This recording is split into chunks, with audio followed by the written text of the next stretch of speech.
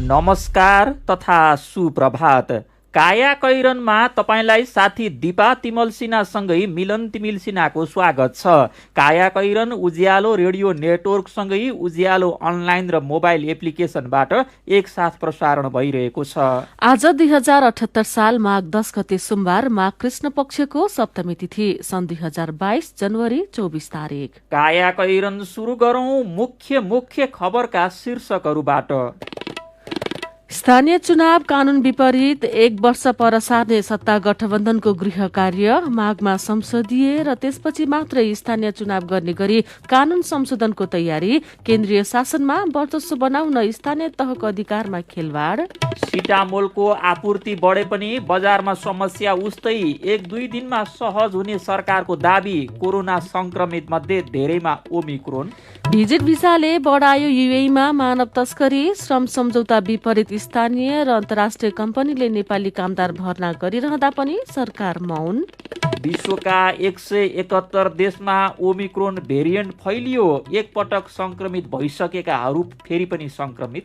र भारतसँगको 3 खेलको 1 दिवसीय क्रिकेट श्रृङ्खलामा दक्षिण अफ्रिकाको clean sweep. English Premier League फुटबलमा लिभरपुल र चेल्सी विजयी। खबरको सिलसिला। विधिको शासन, आवधिक निर्वाचन र लोकतान्त्रिक अभ्यासमाथि खेलवाड गर्दै सत्ता गठबन्धन स्थानीय तहको चुनाव झण्डै 1 वर्ष सार्ने गृह कार्यमा लागेको छ। निर्वाचन आयोगले वर्षको सुरुवात अर्थात् वैशाखमा गर्न प्रस्ताव गरेको निर्वाचन वर्षको अन्तिम अर्थात् अर्को चैतमा मात्र गर्ने गरी कानून संशोधन गर्ने तयारीमा गठबन्धन जुटेको छ। केन्द्रीय शासनमा आफ्नो स्वार्थ सिद्धिका लागि स्थानीय तहको अधिकार कुण्ठित गर्न लागेको गठबन्धन 1 हप्तादेखि कानूनी छिद्र खोज्ने प्रयासमा छ। यही मौसममा गठबन्धनका नेताहरूले हिजो प्रधानमन्त्री निवास बालुवाटारमा कानून विज्ञहरूसँग छलफल गरेका थिए। छलफलपछि उनीहरूले संविधानसँग बाजिएको स्थानीय तह निर्वाचन ऐन संशोधन गर्ने सहमति गरेका छन्। संविधानको धारा 225 मा गाउँ र नगरसभाको कार्यकाल 5 वर्ष हुने र कार्यकाल समाप्त भएको 6 महिनाभित्र चुनाव गर्नुपर्ने भनिएको छ। यही पछिल्लो वाक्यांश र ऐनको दफा 3 बाजिएको भन्दै दलहरू ऐन संशोधन गरेर स्थानीय तहको चुनाव धकेल्न खोजिरहेका खबर आजको कान्तिपुरले छापेको छ।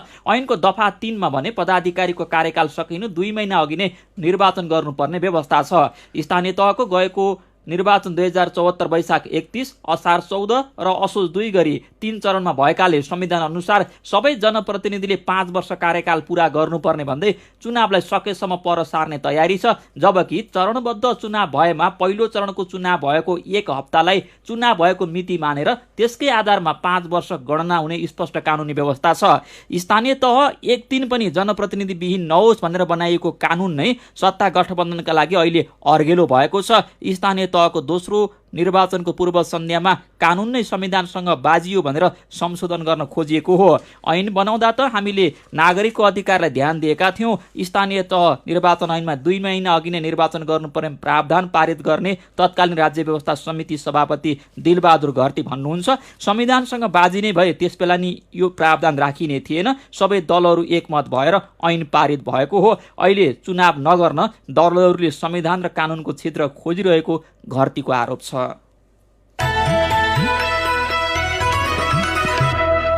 प्रधानमन्त्री शेरबहादुर देउवाले संयुक्त सरकार सही दिशामा अघि बढ़िरहेको दावी गरेकै बेला प्रमुख प्रतिपक्षी दल एमाले सरकारको नीति र नियतमाथि प्रश्न उठाएको छ। सरकारले 6 महिना पूरा गरेको अवसरमा प्रधानमन्त्री देउवाले देशवासीका नाममा सम्बोधन गरेको 2 दिनपछि आइतबार एमाले अध्यक्ष केपी शर्मा ओलीले विज्ञप्ति मार्फत सरकारको कार्यशैली र कार्यक्रममाथि विरोध गर्नुभएको छ। ओलीले देशको कार्यकारी अंगका रूपमा रहेको सरकार संविधानले निर्दिष्ट गरेको न्यूनतम दायित्व पूरा गर्न समेत असफल भएको टिप्पणी गर्नुभएको छ।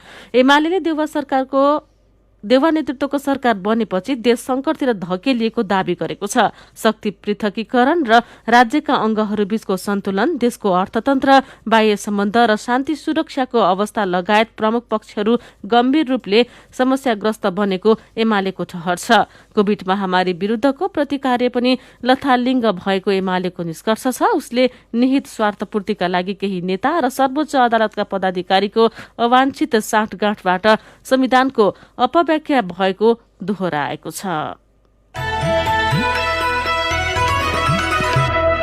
कोभिड-19 संक्रमणको दर बढेसँगै काठमाडौँ उपत्यका सहित देशभर सिटामोलको अभाव कायमै रहेको छ। आम उपभोक्ताको गुनासोपछि प्रधानमन्त्री शेरबहादुर देउवाले अघिल्लो बुधबार सरकारवालालाई बोलाएर सिटामोलको अभाव तत्काल समाधान गर्न निर्देशन दिनुभएको थियो।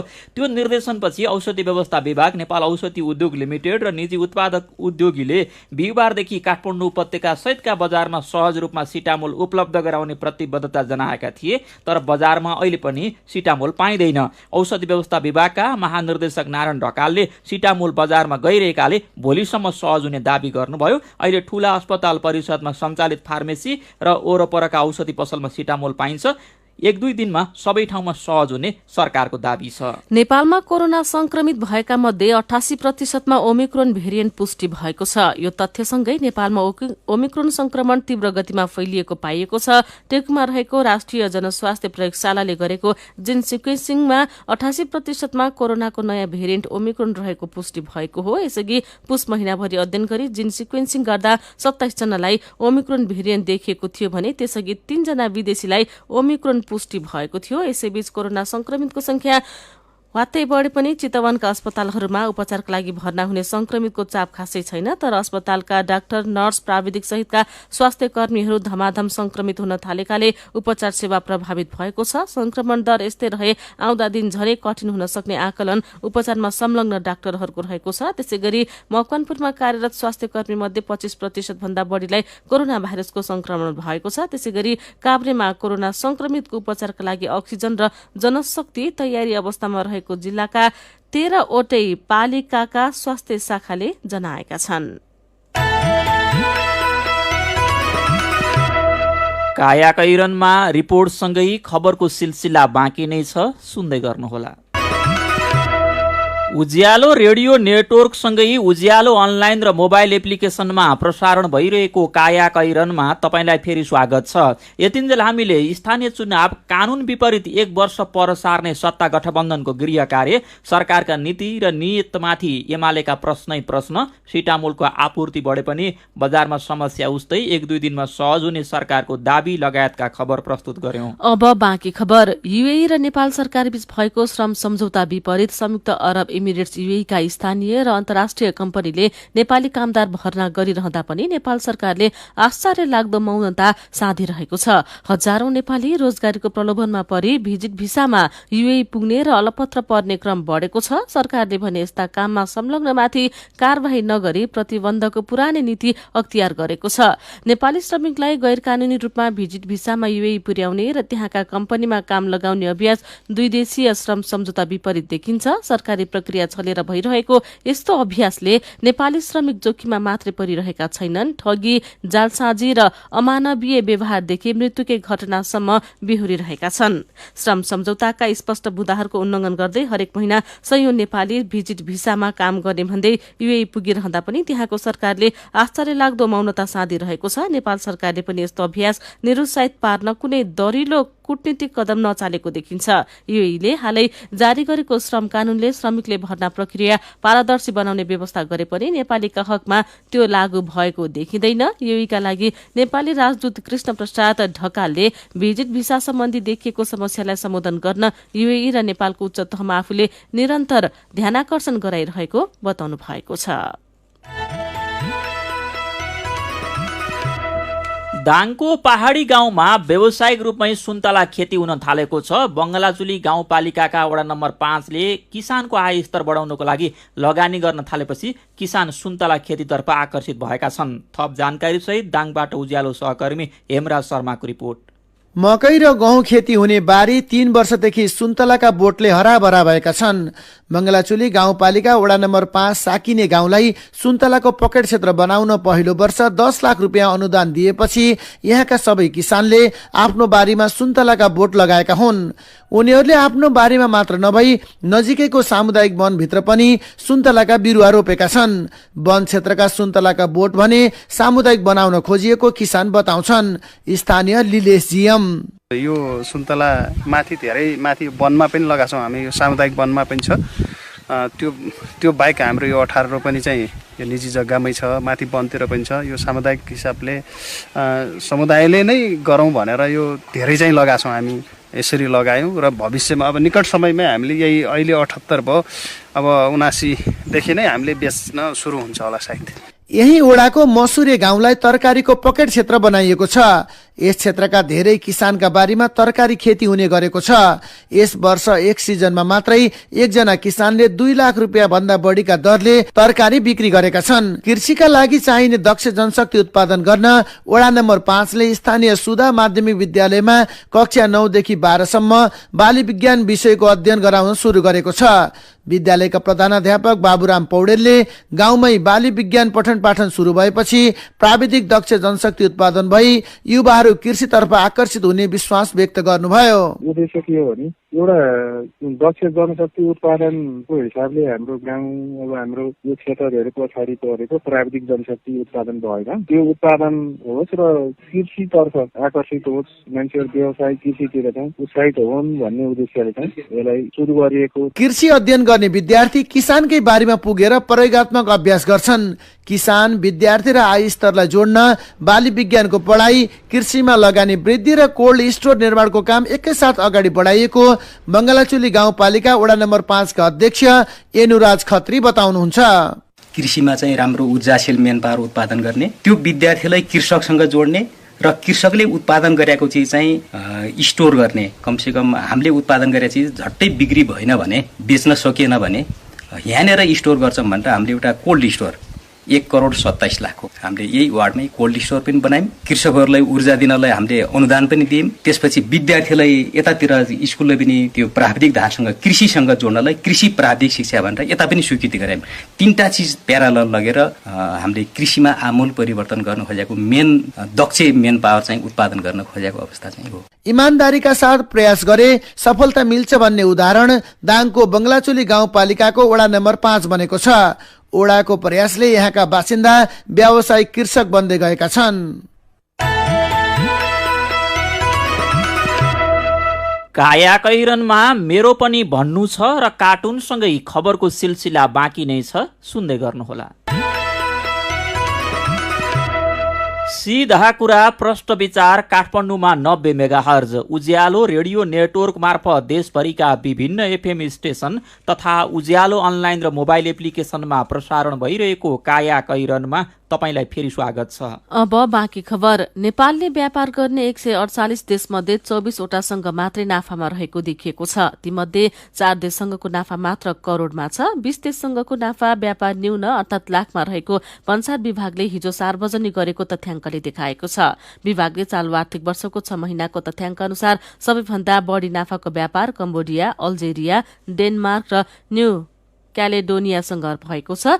6 महिनामा भारतसँग मात्र 5 खर्ब 6 अर्ब 98 करोड़ रुपियाँ घाटामा छ। विभागको तथ्याङ्क अनुसार भारतबाट 6 खर्ब 3 अर्ब 54 करोड़ रुपियाँको सामान आएको छ। निर्यात भने 96 अर्ब 56 करोड़ रुपियाँको मात्रै भएको छ। उच्च आयातका कारण देशको अर्थतन्त्र निरन्तर ओह्रालो लागेपछि सरकारले पुस पहिलो हप्तादेखि आयातमा कडाई गर्ने अपनाएको थियो। विदेशी मुद्रा सञ्चित बढाउन 300 भन्दा बढी वस्तु आयातमा कडाई गरिएको थियो। तर यति हुँदाहुँदै पनि पुसमा मात्रै 1 खर्ब 60 अर्ब रुपियाँको वस्तु आयात भएको छ। आयात उच्च हुँदा देशको व्यापार घाटा पनि तीव्र रूपमा बढेको तथ्याङ्कले देखाएको छ। यसैबीच अब विदेशी लगानी भएका उद्योग कम्पनीले आफ्नो खुद सम्पत्तिको बढीमा 100% सम्म विदेशीबाट ऋण लिन पाउने भएका छन्। यस्ता उद्योग तथा कम्पनीले आफ्नो विदेशी लगानीकर्ता, मुख्य माउ कम्पनी र तिनका सहायक कम्पनीबाट समेत यस्तो ऋण लिन पाउने खबर आजको कान्तिपुर दैनिकले छापेको छ। मेरो पनि भन्नु छ। काठमाडौँको टेकु अस्पतालमा कोरोना विरुद्धको खोप अभियान 1 हप्ताको लागि स्थगित भएको खबर उज्यालो अनलाइनमा पढेर शान्त तामाङ लेख्नुहुन्छ। ठाउँ ठाउँमा खोप अभियान प्रभावित भएको छ। नागरिकले भनेको समय र ठाउँमा खोप पाएका छैनन्। यस्तो अवस्थामा सरकारले कुन नैतिकताले सार्वजनिक ठाउँमा खोप कार्ड अनिवार्य गरेको होला? सरकारले अब टोल टोलमा खोप अभियान सुरु गर्न जरुरी छ। कोरोनाकै प्रसङ्गमा वसन्त विवश लेख्नुहुन्छ, अहिले घर घरमा रुगाखोकी र ज्वरोका बिरामी छन्। कोरोनाका लक्षण देखिएका मध्ये धेरै जसोले परीक्षण नै नगराएको पाइएको छ। सरकारले कोरोना जाँच निशुल्क गर्ने र प्रयोगशालाको संख्या बढाउने गर्नुपर्छ। अहिले कयौं व्यक्तिले पैसाको अभाव भएकै कारण कोरोनाको जाँच नगराएका हुन्। नेपाल राष्ट्र ब्याङ्कले क्रिप्टो करेन्सी र नेटवर्क मार्केटिङ कारोबार गर्नेलाई कारबाही गर्ने समाचारमा लक्ष्मण शाही लेख्नुहुन्छ, क्रिप्टो करेन्सीको कारोबारी भन्दा नेपाल राष्ट्र ब्याङ्क धेरै पछाडि छ। अहिले करोडौँको कारोबार भइरहेको छ। क्रिप्टो र नेटवर्क मार्केटिङमा कसले कति लगानी गरेको छ भनेर थाहा पाउने संयन्त्र राष्ट्र ब्याङ्कसँग छ त? यसै विषयमा शिवकुमार लेख्नुहुन्छ, अहिले नेपालमा कानुन नबनेकोले क्रिप्टो र अन्य डिजिटल मुद्राको कारोबार गैर कानुनी छ। तर विश्वव्यापी रूपमा प्रयोग भइरहेका यस्ता मुद्रा प्रयोगमा ल्याउनको लागि नेपालमा पनि अध्ययन गरेर कानुन बनाउने पो हो कि? अनि त्रिभुवन विश्वविद्यालयले सबै क्याम्पसलाई अनलाइन कक्षा सञ्चालन गर्न निर्देशन दिएको र अनलाइनबाटै परीक्षा लिनको लागि कार्यविधि बनाउने समाचारमा सुभाष पोखरेल उज्यालोको फेसबुक पेजमा लेख्नुहुन्छ, ढिलै भए पनि त्रिवीले राम्रो निर्णय गरेको छ। अबको पढाइ सूचना प्रविधिको प्रयोग गरेरै अघि बढाउनुपर्छ। अनलाइन परीक्षाको बारेमा भने हतार नगर्दा ठिक होला, किनकि अनलाइन परीक्षाले धेरै विकृति निम्त्याउन सक्छ। विचारका लागि तपाईलाई धन्यवाद। मेरो पनि भन्नु छ। मेरो पनि भन्नु छ प्रस्तुत गर्दै हुनुहुन्थ्यो साथी अर्जुन पोखरेल। कायाकैरनमा अब विदेशको खबर। यसअघि कोरोना भाइरसको संक्रमण भएकाहरूलाई पनि ओमिक्रोन भेरिएन्टको संक्रमण भएको पाइएको छ। विश्व स्वास्थ्य संगठन WHO को नयाँ रिपोर्ट अनुसार यसअघि संक्रमित भइसकेकाहरूलाई ओमिक्रोनको पनि संक्रमण भएको पाइएको हो। ओमिक्रोनबाट गम्भीर बिरामी हुने खतरा कम भए पनि रोग प्रतिरोधात्मक क्षमता कमजोर भएकाहरूलाई पनि यसको असर नराम्रो पर्ने र ज्यान समेत जान सक्ने खतरा रहेको WHO ले जनाएको छ। यस्तै विश्व स्वास्थ्य संगठन WHO ले कोरोना ओमिक्रोन भेरिएन्ट विश्वका 171 देशमा फैलिएको जनाएको छ।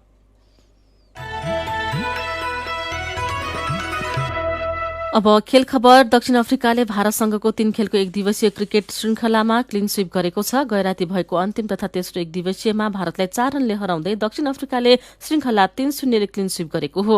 घरेलु टोली दक्षिण अफ्रिकाले दिएको 288 रनको लक्ष्य पछ्याएको भारत 49 ओभर 2 बलमा अल आउट हुँदै 283 रनमा समेटियो। यसअघि पहिले ब्याटिङ गरेको दक्षिण अफ्रिकाले 49 ओभर 5 बलमा अल आउट हुँदै 287 रन बनाएको थियो। खेलकी अर्को प्रसंगमा इंग्लिश प्रिमियर लीग फुटबलमा लिभरपुलले क्रिस्टल प्यालेसलाई हराएको छ। गैराती भएको खेलमा लिभरपुलले क्रिस्टल प्यालेसलाई 3 गोल अन्तरले हराएको हो। जितसँगै दोस्रो स्थानमा रहेको लिभरपुलको 48 अंक भएको छ। शीर्ष स्थानको म्यान्चेस्टर सिटीको 57 अंक छ। यस्तै चेल्सीले लिभरपुलसँगको अंक दूरी घटाएको छ। गैरातीले भएको खेलमा टोटनह्यामलाई 2-0 गोल अन्तरले पराजित गर्दै चेल्सीले लिभरपुलसँगको अंक दूरी घटाएको हो। जितसँगै तेस्रो स्थानमा रहेको चेल्सीको 47 अंक छ। सातौं स्थानमा रहेको टोटनह्यामको 36 अंक छ। यस्तै गैरातीका अन्य खेलमा लेस्टर सिटी र ब्राइटन तथा आर्सेनल र बर्नलीले बराबरी खेलेका छन्। लेस्टर र ब्राइटनले 1-1 गोलको बराबरी गरेका हुन् भने आर्सेनल र बर्नलीले गोलरहित बराबरी खेलेका हुन्।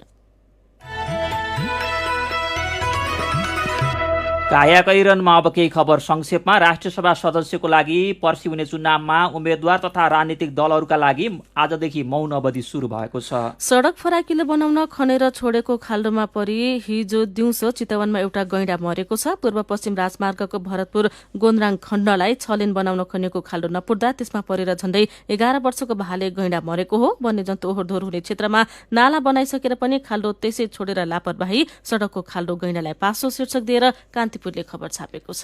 कायाकैरनमा अब पालो आयो उखानको। बसौं गुण छैन, उडौं पखेटा छैन। उज्यालो रेडियो नेटवर्कबाट प्रसारण भइरहेको कायाकैरन सक्नु अघि मुख्य खबर फेरि एकपटक। स्थानीय चुनाव कानून विपरीत 1 वर्ष पर सार्ने सत्ता गठबन्धनको गृह कार्य। माघमा संसदीय र त्यसपछि मात्रै स्थानीय चुनाव गर्ने गरी कानून संशोधनको तयारीमा।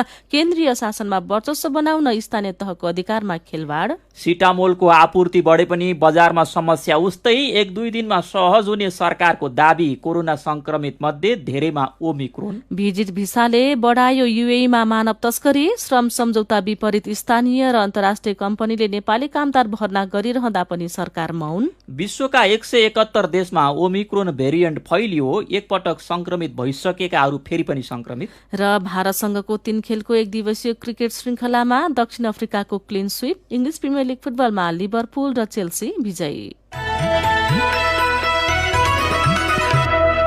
अब कार्टुन लिएका छौँ कान्तिपुर दैनिकबाट। गजब छ बा शीर्षकमा अविनले बनाउनु भएको काठमाडौँमा लागू भएको गाडीमा जोर बिजोर प्रणालीसँग यो कार्टुन सम्बन्धित छ। यहाँ सडकमा गाडीको ताती छ, मास्क लगाए पनि मान्छे कोच भएर गाडीभित्र खाँदिएका छन्। यही बीचमा निजी कारमा हुइकिँदै हिँडेका दुईजना गाडीवालको बीच सडकमा भेट भएको छ। आफ्नो गाडीको झ्यालतिरबाट बाहिर टाउको निकालेर उनीहरू गफ गर्दैछन्। ए तिमी हिजो निस्कन नपाएर आज निस्किया, म चाहिँ भोलि निस्कन पाइन्न भनेर आजै निस्किया क्या। आजको काया कैरन सकिएको छ। काया कैरनबाट प्राविधिक साथी प्रवीण श्रेष्ठसँगै हामी पनि बिदा माग्छौँ। काया कैरन सुन्नु भएकोमा तपाईँलाई धन्यवाद। उज्यालो मोबाइल र अनलाइनमा प्रसारण भइरहेका रेडियो र अनलाइनका सामग्री भाइबरमा पनि उपलब्ध छन्। कोरोना विरुद्धको खोप लगाए पनि मास्क लगाउन र भौतिक दूरी कायम राख्न नबिर्सौँ। नमस्कार।